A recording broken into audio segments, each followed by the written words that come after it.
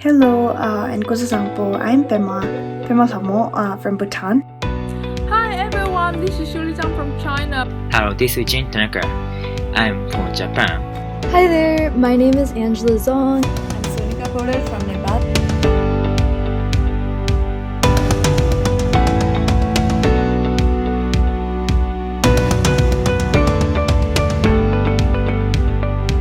Hello, and 고소상 po. I'm Pema Thamo from Bhutan, and currently I work as a content writer and a researcher, and I'm also a mentor at National CDIP, which is a youth-led and a youth-based organization that basically helps the youth in their career-related programs and orientation. So yeah, that's that. And today I'm here to talk about youth and children in tackling climate change and working towards disaster risk reduction preparedness.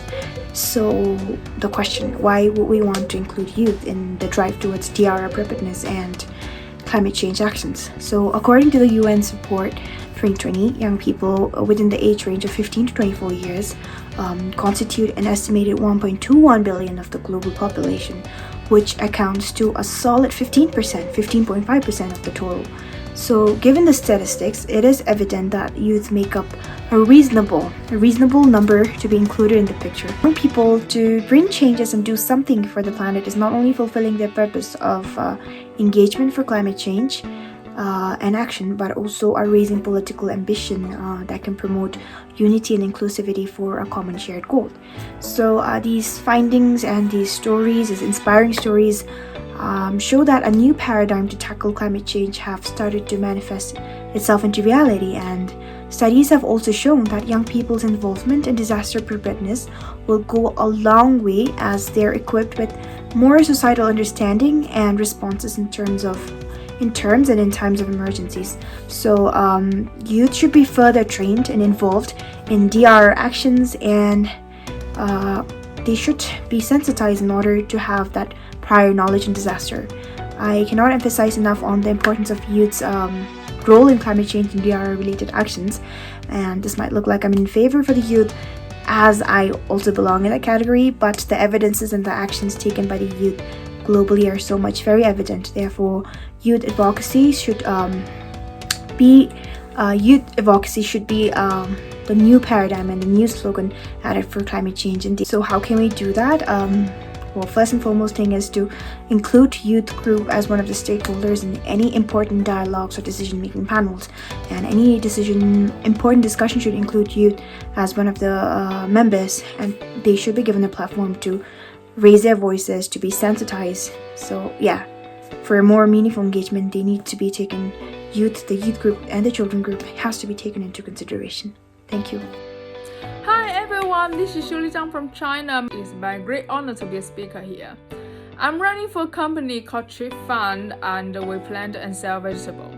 Even though we are doing agriculture, but I still think that our greatest enemy is climate change, because we often face the disaster events of the climate change, and sometimes we need to buy some protecting tools from far area. The transportation fee is quite high, and it's not quite easy. I do call for more and more children youth can pay attention to the climate change, and especially the disaster risk reduction, because you can see now that we are still encountering the disaster impacts of COVID-19.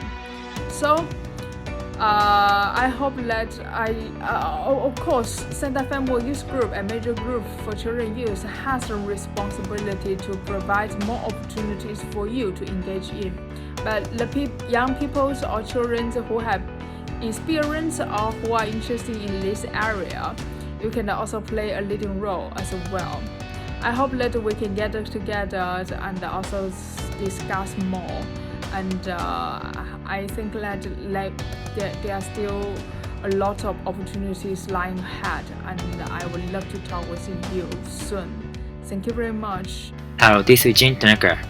I'm from Japan, and I'm branch manager of UNESCO International, certified as a special consultative status by UN ECOSOC, and the member of the UNEP Stockholm Plus 50 Youth Task Force. I would like to part in our Ocean 2022 because I would like to show that the Asia-Pacific region is facing not only a climate crisis but also a looming crisis in the oceans.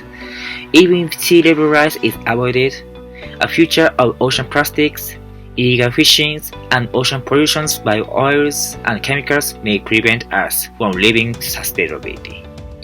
We need to do act now, my thinking. So I want to show that now is a time for youth to take actions in partnership with corporations, governments, and civil society. So for these reasons, I like to use this conference to create an opportunity for the youth to present their opinions and that can be connected to the future World Forum, Asia Pacific Water Summit, and Stockholm Prosperity Environmental Conference as a general assemblies, and to the next marine resource activities. I will be working to expand youth activities for the conservation of waters and marine resources, including rivers and groundwaters such as possible as I can, and create opportunities to participate in international conferences by UN agencies. At the same time, I have created and taught more than 500 youth in marine education programs collaborated with the National Geographic that offers create and science-based opinions to match these activities. By implementing these activities, I hope to increase these opportunities for the youth involvement in marine conservation and water resources is often areas of development. Thank you. Hi there, my name is Angela Zhong, and I am a sophomore at Harvard University studying environmental science, public policy, and economics. I am a Chinese American citizen who came from Tucson, Arizona, although my parents are from Sichuan and Tongling, respectively. I was fortunate enough to engage with a lot of youth through the Conference of Youth, or KOI 16, this year as a pre-summit event ahead of COP26. But as I was saying, KOI 16 really highlighted to me how children and youth can have an impact on the community in preparation, mitigation, and adaptation of climate change. Youth are the stakeholders that are underrepresented because we understand that climate change is an intergenerational issue, and we will be inheriting the earth that the problems of COP26 and beyond have not resolved. Thus, I think that we should be an active stakeholder, not only because we are impacted, but because we are already invested in creating change throughout communities. There are many advisory boards already, but there definitely should be more, where youth can be incorporated as a stakeholder, where their voices can be shared alongside the representatives of different nations, of academics, of different multilateral organizations. Because only when you have a diverse perspective can everyone really figure out who's most impacted and what types of next steps we should actually take. I personally believe that more people, and youth specifically, should be allowed to attend things like COP26, even if it's just the green zone where it's more public facing, to get exposure to this environment. And I hope that in the future there will be more funding available, more visa opportunities for people in the global south who may not have the resources to do so on their own. Thank you so much for your time.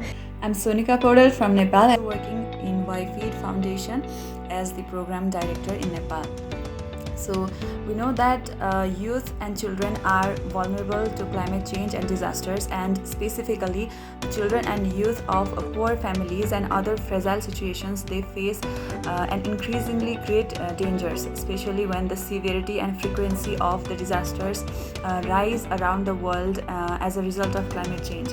And it is vital to ensure that their needs are satisfied and their contributions are incorporated into disaster relief activities in order to protect their rights.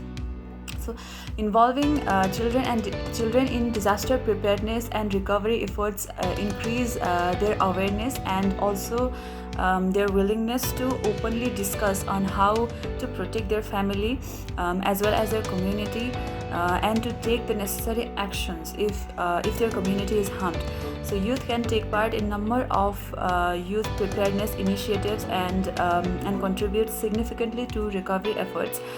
They might support their parents and they might support their communities in disaster readiness by making a plan or they could take a leadership position and spread the word about disaster preparedness. And to disaster preparedness initiatives, youth can also provide unique and practical ideas because they know what is best for this given situation. So children and youth voices should be included much more. They should be provided much more platforms to engage with other stakeholders. And meanwhile, UNDRR is organizing the global platform on DRR this year in Bali, Indonesia. So it is also the opportunity for many youths to get engaged with other people of their similar interests and other stakeholders as well. So I think more and more youth participation is important to combat climate change and climate-induced disasters.